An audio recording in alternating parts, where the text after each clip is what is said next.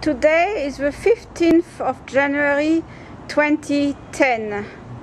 Hello, Max. Hello, yes, and here we are in Sydney, right in the middle of the place, with from the top of a high building, and having a summer school in Esperanto. And do you live in Sydney? No, I live in Adelaide usually, and I was glad to get to Sydney this time because the temperature in Adelaide was 43 degrees the day I came. So where exactly is Adelaide? Well, they call it South Australia, but that's a bit confusing for a lot of people. It's because it's not the most southern part. So why did you come to Sydney? To take part in an Esperanto summer school. What is Esperanto? Oh, Esperanto is a wonderful language that makes things easier for travel, for communicating with people. So when did you learn Esperanto? In about 1985. I found it in a bookshop under the title of Teach Yourself Esperanto, and I knew that language existed, but I'd never known what it was about, and it was being thrown out for $1, so I thought it would be worthwhile. So it was really just out of curiosity. At that stage you didn't really know what you could do with it? No. It was just a foreign language bookshop, and I happened to be looking for novels in Italian or French, but I found this one and I thought, oh yes, I'll find out about this, and immediately fell in love with the whole system. So it wasn't too difficult to learn? Oh, compared with any other language, it's a breeze. Yes. And are there really people who speak it? What did you do with it? Well, I didn't do anything much for a while, just thinking it's a pity. It's a very simple and logical language with only 16 rules of grammar and no exceptions to any. It's a pity that nobody ever talks it. But while I was in Europe later, I went to an Esperanto community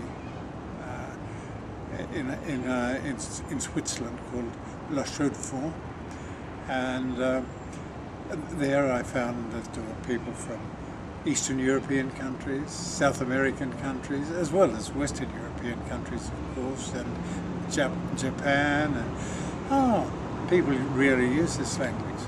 So I thought, it was nice being in Europe and talking to people. But couldn't you have done it in English? No, I mean English is all very well if you're going places where people want to sell you things. But there are a lot of interesting people to meet that don't learn English, and if you really want to know about the way people think and feel in different countries, it's the English is a bit of a handicap rather than anything, isn't it? And anyway, you're not very special if you speak English. There are so many people who speak English. Whereas if you're speaking Esperanto and you're talking to Esperantists, that makes you special, and you immediately can be on first name terms in no time, and visiting them at home and being shown around. So it made making friends really easier than just speaking English. Of course. Even though English is called a world language. Yes, it's called a world language, but Esperanto is also a world language in the sense that it's used in nearly every country of the world. So I can see that you really enjoyed using Esperanto while traveling overseas. But what's happening in Australia? Are there Esperanto speakers in Australia?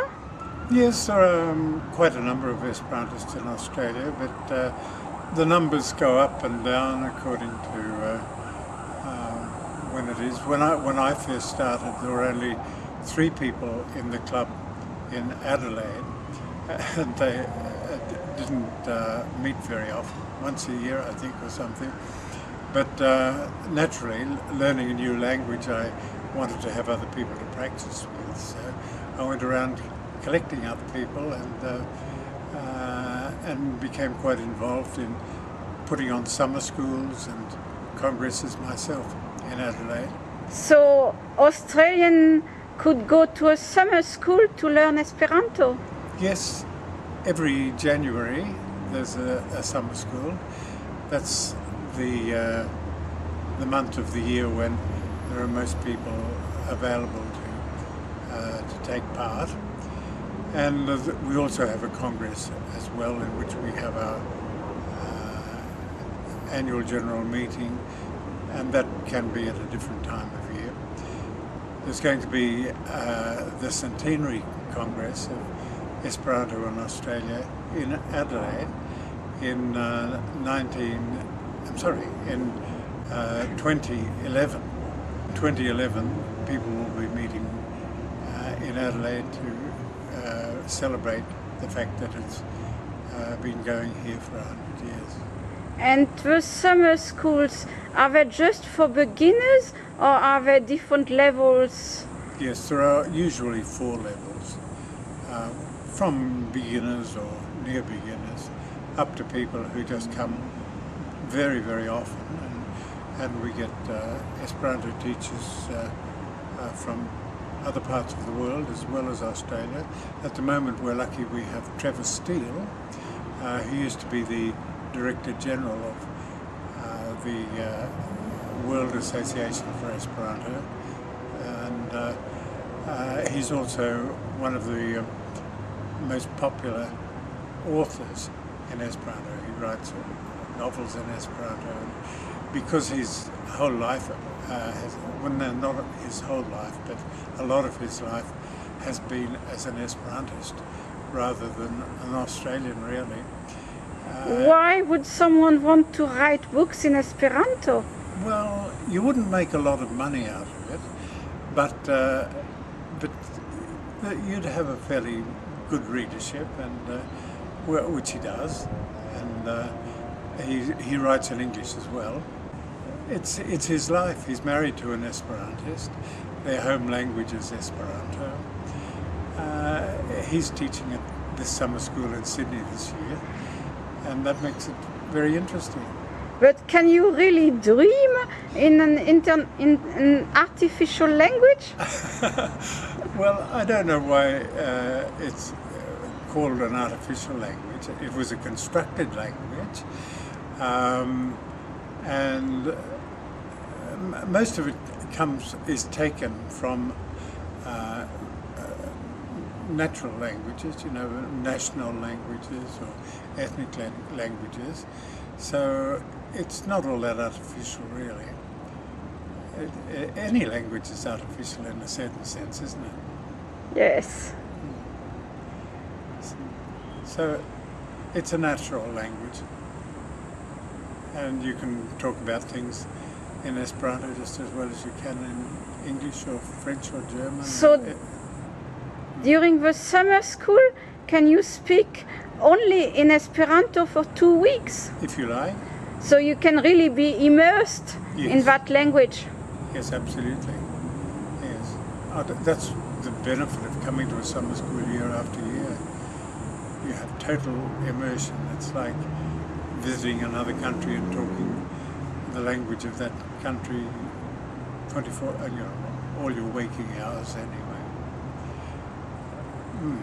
Okay, thank you very much, Max. It was nice talking to you. It was nice talking to you. Thank you.